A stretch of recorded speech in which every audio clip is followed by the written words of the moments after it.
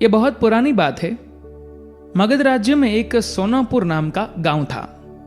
उस गांव के लोग शाम होते ही अपने घरों में आ जाते थे और सुबह होने से पहले कोई भी घर के बाहर कदम भी नहीं रखता था। इसका कारण था डाकू अंगुलीमाल। डाकू अंगुलीमाल मगध के जंगलों की गुफा में रहता था। वह लोगों को लूटता था और जान से भी मार देता था। लोगों को डराने के लिए वह जिसे भी मारता उसकी एक उंगली काट लेता और उन उंगलियों की माला बनाकर पहनता। इसलिए उसका नाम अंगुलीमाल पड़ा। गांव के सभी लोग परेशान थे, कैसे इस डाकू के आतंक से छुटकारा मिले। एक दिन गौतम बुद्ध उस गांव में आए। गांव के लोग उनकी आवभगत करने लगे। गौतम बुद्ध ने देखा कि गांव के लोगों में किसी बात को लेकर दहशत फैली है। तब गौतम बुद्ध ने गांव वालों से इसका कारण पूछा। ये सुनते ही गांव वालों ने अंगुलीमाल के आतंक का पूरा किस्सा उन्हें सुनाया। अगले ही दिन गौतम बुद्ध जंगल की तरफ निकल गए। गांव वालों ने उन्हें बहुत रोका पर वो नहीं माने। बुद्ध को आते देख अंगुलीमाल हाथों में तलवार लेकर खड़ा हो गया, पर बुद्ध उसकी गुफा के सामने से निकल गए। उन्होंने पलट कर भी नहीं देखा। अंगुलीमाल उनके पीछे दौड़ा, पर दिव्य प्रभाव के कारण वो बुद्ध को पकड़ नहीं पा रहा था। थक हार कर उसने कहा, रुको।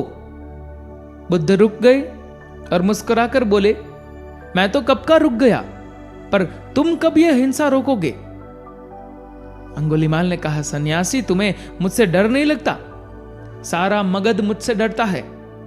तुम्हारे पास जो भी माल है निकाल दो, वरना जान से हाथ धो बैठोगे। मैं इस राज्य का सबसे शक्तिशाली व्यक्ति हूं। बुद्ध जरा भी नहीं घबराए और बोले, मैं ये कैसे मान लूं कि तुम ही इस राज्य के सबसे शक्तिशाली इंसान हो? तुम्हें यह साबित करके दिखाना होगा। अंगुलीमाल बोला, बताओ कैसे साबित करना होगा? बुद्ध ने कहा, तुम उस पेड़ से 10 पत्तियां तोड़कर लाओ। अंगुलीमाल ने तुरंत 10 पत्ते तोड़े और बोला, इसमें क्या है? कहो तो मैं पेड़ ही उखाड़ लाऊं। महात्मा बुद्ध ने कहा, नहीं, पेड़ उखाड़ने की जरूरत नहीं है। यदि तुम वास्तव में ताकतवर हो तो जाओ इन पत्तियों को पेड़ में जोड़ दो।